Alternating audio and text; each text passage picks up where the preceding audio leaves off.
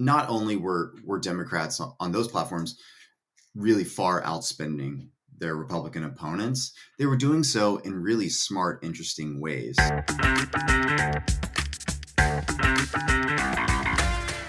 I'm Eric Wilson, managing partner of Startup Caucus, the home of campaign tech innovation on the right. Welcome to the Business of Politics show. On this podcast, you're joining in on a conversation with entrepreneurs, operatives, and experts who make professional politics happen. We're digging into all of the data and spending numbers for digital campaigning in the 2022 midterms today with Kyle Tharp, managing editor of For What It's Worth Media. He writes the For What It's Worth newsletter and the Campaigner newsletter. Both are must-reads. He has a long resume working for nonprofits and technology companies on the left, including Acronym and NGP Van. Kyle and his team have been fastidiously tracking the metrics for digital campaigns across the country this cycle. So I'm excited to regroup with him and dig into the numbers. Kyle, in a recent issue, you wrote, I'm going to quote here, "We've repeatedly noted how Republican candidates have dropped the ball when it comes to basic online campaign tactics." End quote. What examples can you point to there?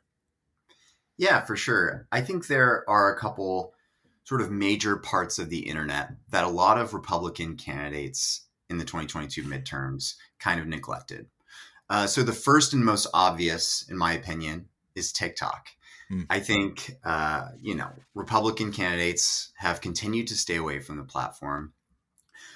I did an analysis probably a month before Election Day and counted around 30, 36 major statewide candidates, whether gubernatorial or U.S. Senate candidates from both parties on the platform. The vast majority of those were Democrats. Republicans, I totally get it. Maybe don't use the app due to security concerns with Chinese ownership, et cetera. I personally don't use the app for those very same concerns as well. But TikTok is unavoidable these days. It is taking up a huge share of eyeballs on the internet and will only continue to grow heading into 2024. So I don't care if Republicans or campaigns need to get like a burner phone or whatever, but staying off the platform is increasingly not an option. I think that, there's going to be a lot of arguments about the youth vote this election cycle, but Democrats, enthusiasm for using the platform to reach younger voters, I believe, had a pretty big impact. So your assessment, of course, is correct, right? Republican campaigns did not go to the app because of the policy concern, right? It would have been incongruous with their policy. And then there was also this sense of it primarily skews younger, and we didn't need to go after the youth vote, which kind of a miscalculation, clearly. Aside from the campaigns having a presence on there, were campaigns actually on the left actually using this effectively? And what did that look like? Or is it just showing up? Yeah. First of all, I think it's just showing up says a lot about who you're trying to reach and and if you value those users. But I will say some of the most effective strategies regarding TikTok on the left involve campaigns partnering with influencers that had much larger followings and could more organically produce content in support of Democrats or progressive policy wins, right? There's a whole host of sort of brokers on the left that build these relationships and connect campaigns with influencers, which I think is even more important. A lot of TikTok users and a lot of young people can kind of call BS on sort of really stale campaign messaging, like hello, fellow youths kind of thing. And so having sort of authentic relationships with influencers and large accounts already was really crucial for Democrats and progressives on that platform. There are conservative influencers on the platform that have very large audiences, and Republicans should have tapped into the Republican campaign specifically should have tapped into those relationships a little bit more, in my opinion. Yeah, I think that's one of the areas where folks are going to be looking in the coming months. What are some other examples of old school campaigning by Republicans? Yeah, on a similar level to TikTok, although I think less consequential, is Snapchat. Snapchat advertising takes up a tiny share of paid media budgets. Democrats almost exclusively uh, are the main political advertisers there. I don't Mhm. think really, maybe Marco Rubio, a couple Republican campaigns this cycle spent on Snapchat advertising, but it was overwhelmingly Democrat. That's another example where Republicans have just kind of ceded a key corner of the internet to their Yeah. opponents. And that again, to your point of, was it determinative, but when you see such a lopsided 1 or 0 of we're not engaging at all, we did some polling with the Center for Campaign Innovation after the 2021 Virginia governor's race that found that, a Glenn Youngkin's campaign built up a big lead when they were on radio and Terry McAuliffe wasn't. And Mhm. so there is kind of a lesson there of you never want to just completely abandon a platform and cede all of the ground. And I think that's a little bit of what was going on with Snapchat. Yeah, and then much more important, I think, than Snapchat are sort of big four digital advertising platforms: YouTube, Google, Facebook, and Instagram. And I reported a ton on the spending. I tracked spending week to week, every week of this election cycle, looking at which entities were up and which campaigns were down on those platforms. And what we saw early on throughout the cycle was that Democrats were building up a heavy spending advantage on these platforms. They're all different, as you know. There's a lot of takes among Republican strategists as well as Democratic strategists about the utility of, say, Facebook advertising or Google advertising as those platforms have started to restrict Mm-hmm. different targeting criteria.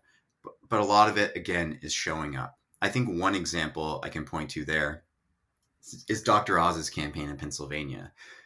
In the general election, there were several months where they didn't buy a single Facebook ad. And then when they did, it was still just for fundraising, Right. even just weeks out from election day. They didn't run a single persuasion related Facebook ad uh, in the Really, general ever? ever, which was really maybe they did in the primary, but not in the general. And that was really surprising to me. I think a lot of ad buyers and strategists still think of Facebook advertising or persuasion advertising on Facebook as like a well polished narrated video ad or Mm-hmm. something. But even just like boosting a news article that was critical of his opponent to their core supporters could have, maybe helped a little bit. I don't know. It was kind of really Yeah, my. I mean, you're picking up on something that's coming out of a lot of the conversations I'm having now, which is we Republicans seem to have given up on Facebook and the big platforms because they stopped working for direct response, Yeah. right? And it for a lot of reasons that got tough and but there was this mindset that Facebook is only for raising money and growing email lists, and when it stops doing that, do we ignore it? And we certainly saw people ignoring that, and I think that was ultimately a mistake. And I incorrectly, I think, made the assumption that when we didn't see money going into Facebook and Google, that it was going into connected TV, and so we've all been tracking this, and I think is a major headline coming out of 2022 for campaigning is the rise of political ad spending on CTV streaming services. What did you see in that data that you were able to track? Yeah, for sure. And I'll say one more thing about Facebook too, is that not only were Democrats on those platforms really far outspending their Republican opponents, they were doing so in really smart, interesting ways. So, for instance, the DGA created local shell entities that then created different branded Facebook pages to attack Republicans. Hmm. So, like, really meta level stuff, which I think both sides could take advantage of. Only one side did. You are totally right on the CTV front. And I've heard this from digital strategists on the left, as well as yourself and others on the right. um, a lot of folks that make their bread and butter out of advertising have said, trying to reach cord cutters, people that watch their shows on Roku devices or on Hulu or whatever, these apps on smart TVs. That's kind of the future of political advertising, and I do think that that's a story. When I worked at a Democratic super PAC in the 2020 cycle, if I recall correctly, around 30% of our digital budget went to these types of platforms. I've heard that folks are spending even more this cycle. Um, Wow. the trick there is that those platforms do not generally have transparency databases or publicized spending numbers, and so they're really opaque. We don't know how much campaigns spent on apps like Hulu or whatever, absent maybe some data in FEC reports. But typically, those budgets go to consulting firms, and the Right. And consulting you firms don't see it. yeah, really hard. And so you did have some data from Roku, which makes some of that available. What did we learn from that? Yeah, that was interesting. Roku provides not spending data, but a list of which advertisers were running on the platform in a given week. And in the final week of the election, I saw that there were more major Democratic campaigns, outside groups, advertisers on Roku than Republicans. It's probably about a 60-40 split. Um, Although I did see a ton of really far down ballot races advertising on that platform. So you're Huh. looking at like Republican state representatives or whatnot, which was really interesting. But again, it's super hard to track, really opaque. I hope that those platforms and service providers provide some more transparency heading into 2024. But you can't be sure. Yeah, we've had a couple of guests on the show, Kyle Roberts and Adam Meldrum, two separate episodes that I'll link in the show notes, where they've talked about this ACR, automated content recognition, which Mhm. gets us a little bit of the content of what we're seeing. But as you point out, we don't have visibility into the spending from that. So we could know what's being shown, how many times it's being shown, but we don't have more beyond that. I did think it was particularly interesting that the Democratic outside groups, so the super PACs and 501c4s, were more heavily spending than everyone else. I mean, or well, had a bigger presence, I'll say. Mhm. And I think that's been a really interesting development where you saw Republicans rely on their outside groups to close the gap on TV, whereas Democrats had more hard dollars, so they could be a little more effective than that, and that left the Democrats to be competitive on CTV, where they don't get penalized for that candidate rate, which is something we'll elaborate along in a future episode. Yeah, that makes sense. No, I think there were a couple Republican outside groups this cycle that were spending, in my opinion, pretty wisely on digital. You're looking at like One Nation, Mm-hmm. Citizens for Sanity, um, Congressional Leadership Fund, Senate Leadership Fund. I want to also note I completely disagree with all of their messaging. A lot of it I determined to be repulsive and reprehensive, but I I do think that they were running a very different game than a lot of Republican candidates were. And it wasn't just on paid advertising either. You point out the case of right-wing media personality Dan Bongino, Mhm. who on election day in 2020 was averaging about 8 million interactions on Facebook every week. 2 years later, he's at about a tenth of that each week. What do you think is behind the decline in engagement? And is there a breakdown between conservatives and liberals, or is it kind of across the board? Yeah, that was something really fascinating we discovered last week. Every week, in addition to tracking paid media spending, digital ad spending on Facebook and Google or whatever, we're also looking at organic engagement on platforms like Facebook and Instagram. We do this using a tool called CrowdTangle that Facebook provides to researchers and journalists. What we saw last week, looking at this sort of big picture decline in conservative social media engagement, was really emblematic of something that I believe Facebook has been doing over the past 2 years, which is downranking news and political content in order to become a platform that is much more like TikTok.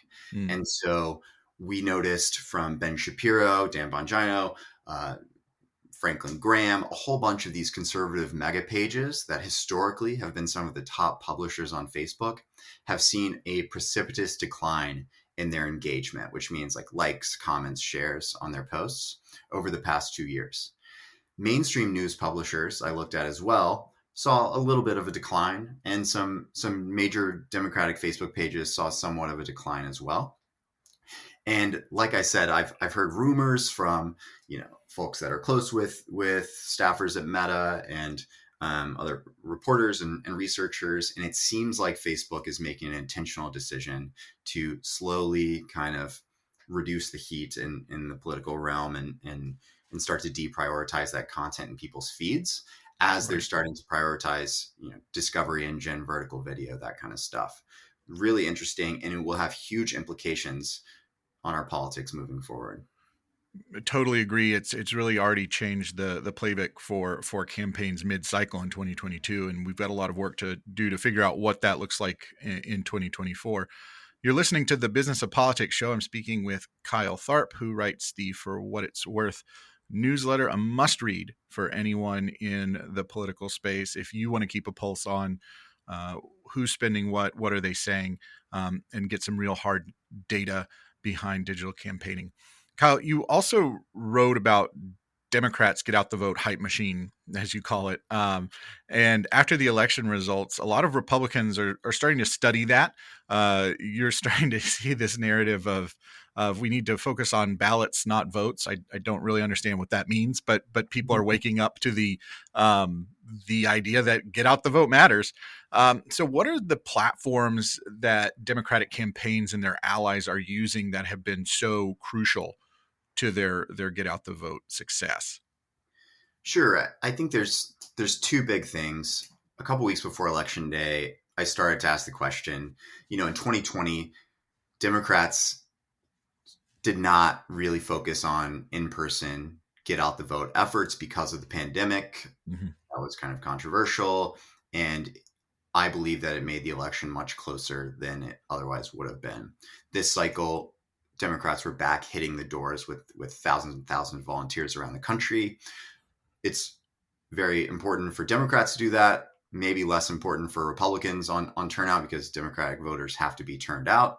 But the sort of strength of the Democratic organizing machine really kicked in October of this year with massive amounts of volunteer events heading into Election Day. What Republicans may not know is that Democrats have one central hub or clearinghouse for recruiting volunteers and volunteers discovering events in their places. It's called Mobilize. It was a tech startup that was created after Trump's election and later acquired by NGP Van, my former employer. And it's a one-stop shop for folks who want to volunteer for Democratic campaigns to go and find places. I interviewed the president of Mobilize a week before Election Day. They were really feeling good about all the activity that they were seeing on their platform. And that's why I kind of wrote about the Democrats' hype machine really kicking into gear. And then secondly, you mentioned the need for campaigns to chase ballots instead of votes. And you're totally right. And I saw this a lot in the Virginia governor's race in 2021 as well, and Republicans did a good job of it.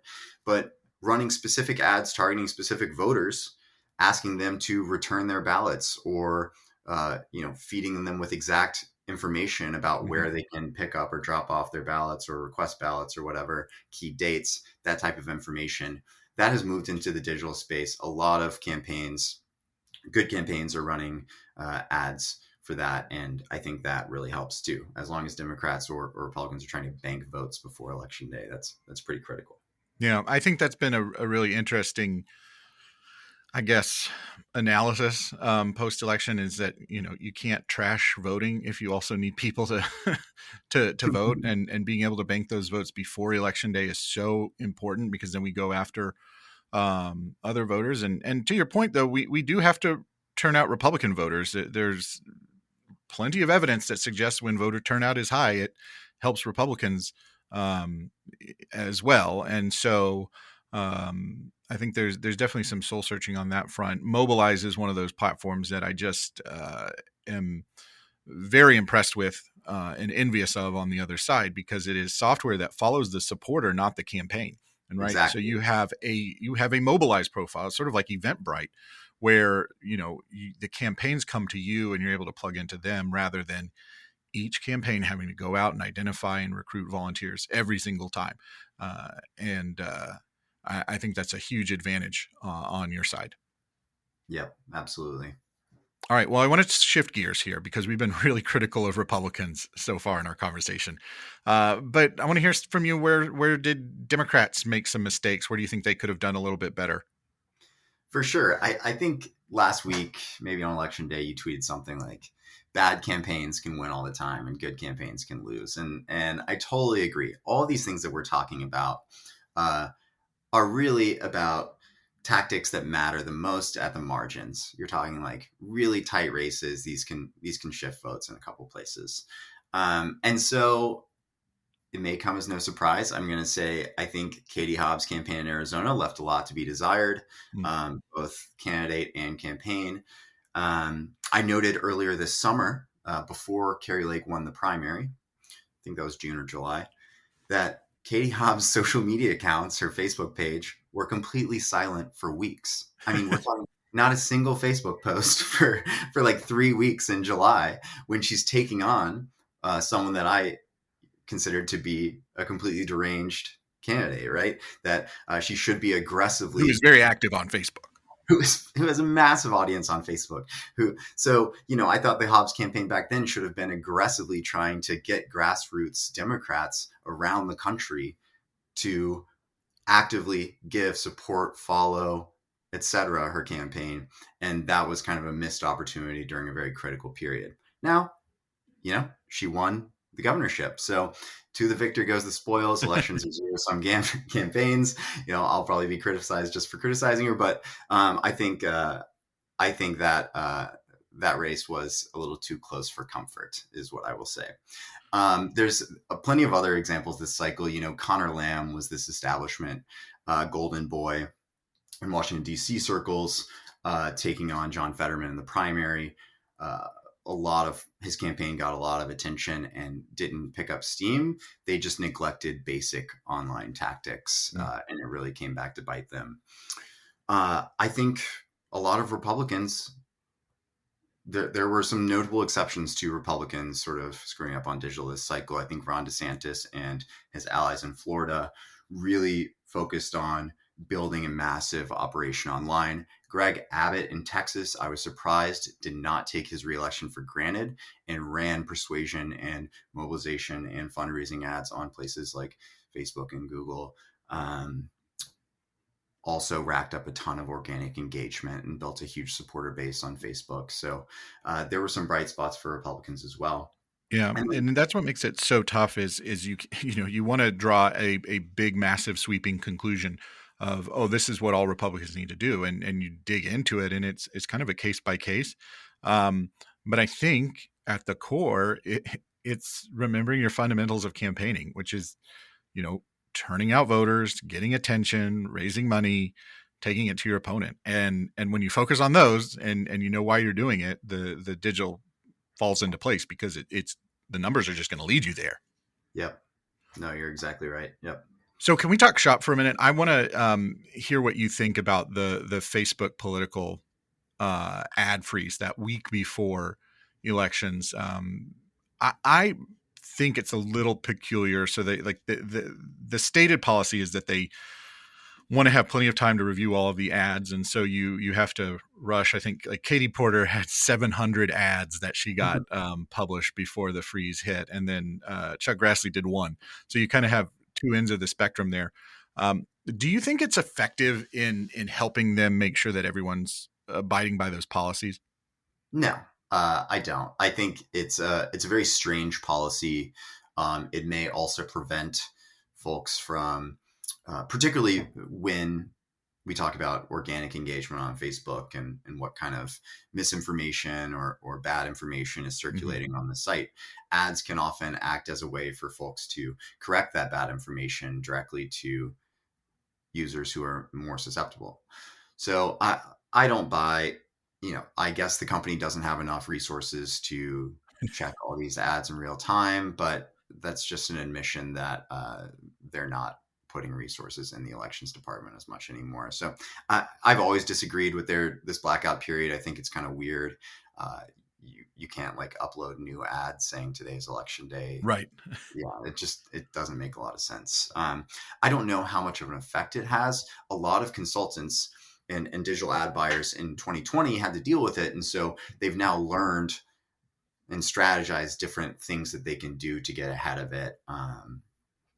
Particularly, I heard a bunch of people kind of stressing out on October 30th or whatever, the day before the ban went into effect. A lot of gripes from consultants I've heard this year, but now it's back on, and you see the Georgia runoff is in less than a month, and Raphael Warnock's campaign is back to spending $500,000 a day on Facebook ads. So we'll see what happens. Right, and wasted no time in getting back to business, which was not the case in 2020, right? So the ad stayed down for most of the Georgia runoff.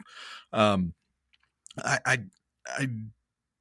do agree with you that is particularly strange that you're not able to use this critical platform where we know voters are logging in and discussing elections to advertise, and we know that the name of the game on Facebook is you don't get organic reach for nothing. You do have to pay to advertise. So it is a very odd sort of thing.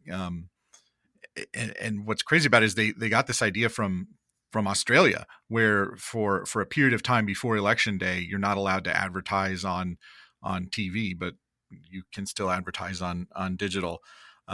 So it's really interesting how they sort of borrowed this idea from someplace else and didn't really understand why they did it. So obviously the core of For What It's Worth, the newsletter, is keeping track of all of this data. You already mentioned CrowdTangle. What are some of the other tools that you're using to keep track of spending and engagement, and just stay on top of all of this, because it is a huge undertaking? Yeah, it definitely is. There's never a shortage of interesting things to track and write about. I think the biggest impact that these companies have had on our politics in a positive way over the past couple of years was in 2018. Facebook and Google created archives, these searchable databases of all political advertising on their platforms. And that provides me with a weekly or real-time data on which advertisers are spending how much money, targeting what voters in what places. I can see that on Facebook, on Instagram, on Google, and YouTube. Those companies were followed by Snapchat, which also has a searchable database of advertising. And so those really help paint a picture of not only how much campaigns are spending, but what messages they're pushing and what they're kind of focusing on. In addition to just kind of signaling to me which campaigns have their stuff together, Right. and which ones are not really taking the internet seriously, or maybe don't have enough staff to engage with voters online. And so it's kind of a good barometer there of who's actually running a serious campaign. So yeah, those ad databases are critically important. You can just Google transparency libraries for Facebook or whatever and find them. They're becoming more and more user friendly. Yeah, they've I gotten think a lot better. yeah, for sure. I think the organic engagement piece, CrowdTangle, is an incredibly valuable tool. It is owned by Facebook, and Facebook has signaled Meta has signaled that they want to kill the tool. They hate it. Yeah. Yeah, because it exposes a lot of really negative things about their platform, and journalists can see, really bad posts or misinformation is rising to the top. They report on it and it makes Facebook look bad. Right. So that tool might not be along for much longer. There's similar tools by other companies. There's one called NewsWhip, which does a very similar job. And then, I talk to a lot of people. I try and stay in touch with as many strategists as possible, hear what they're saying and seeing. Folks point me to different data points and directions. And I think particularly, like we mentioned, with the rise of TikTok, that's another kind of opaque platform. So coming up with ways to track engagement on TikTok, or views, or followers and things like that will be something that I'm going to be keeping an eye on in the next couple of years. Yeah, and I think that one thing that we all expected with these ad databases is that you would see more competitive spending, right? Where people would say, "Oh, I want to keep pace," in the way that you do with TV advertising, right? You never want to be down 1,000 points a week or whatever. It didn't have that same effect. I'm surprised at how campaigns really do not use what they're seeing about their opponents as a way to say, "Hey, look, we need to level up spending here." So it was a little surprising to me, but certainly a good tool to, as you say, figure out who's got their stuff together, who's taking it seriously, and where are their signs of life. Yeah. Yeah, you're totally right. The competitive stuff really matters at the margins. If I don't really care if Dr. Oz isn't spending a lot of money on fundraising ads, right? And his Mhm. opponent is. Maybe that just means his opponent has a better ROI. I trust folks to not waste money on fundraising. But when I see one campaign has not run a single persuasion ad and the other is spending $500,000 a week, that's where you're like, okay, there's something here that we need to talk about and Right. analyze. Yeah. Is their data so vastly different that you're just seeing, the divergence is a problem? Yeah, for sure. Well, really interesting. My thanks to Kyle Tharp for joining us. I'll include a link to the For What It's Worth newsletter in the show notes. Definitely go subscribe. It's one of the most important newsletters that digital campaigners should be reading every week. If this episode made you a little bit smarter, consider subscribing or sharing it with a friend. You'll look smarter in the process too. You can get it wherever you listen to podcasts. And you can also sign up for email updates at our new website, the Business of Politics Podcast.com. That's businessofpoliticspodcast.com. With that, I'll say thanks for listening. We'll see you next time.